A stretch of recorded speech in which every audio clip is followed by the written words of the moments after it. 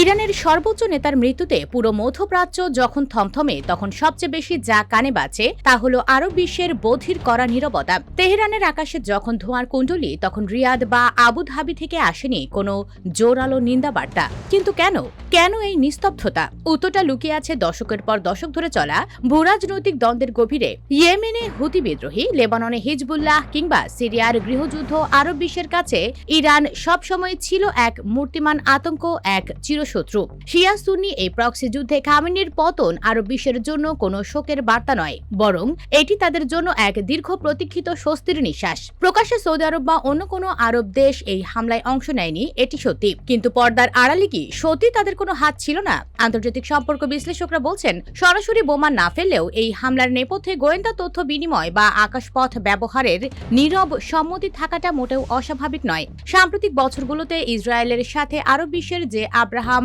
Accords বা সম্পর্ক স্বাভাবিকীকরণের প্রক্রিয়া চলছিল, তার মূল ভিত্তি ছিল ইরান ভিত্তিক। ওয়াশিংটন এবং তেল আবিব যখন ইরানের ওপর চূড়ান্ত আঘাত হানার ছক কষছিল, তখন রিয়াদের মতো আঞ্চলিক পরাশক্তিগুলোর চোখ বন্ধ রাখার নীতি কি এক ধরনের প্রচ্ছন্ন সমর্থন নয়?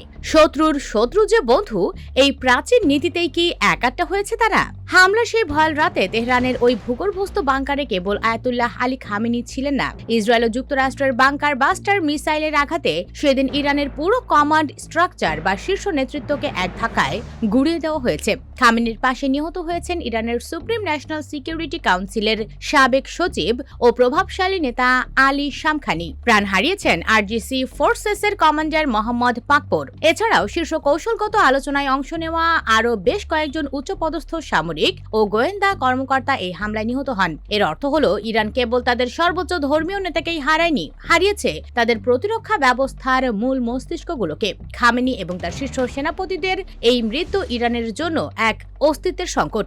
আমেরিকা ও ইসরায়েল তাদের লক্ষ্য হাসিল করেছে, আর আরব বিশ্ব খেলছে নীরব দর্শকের ভূমিকা।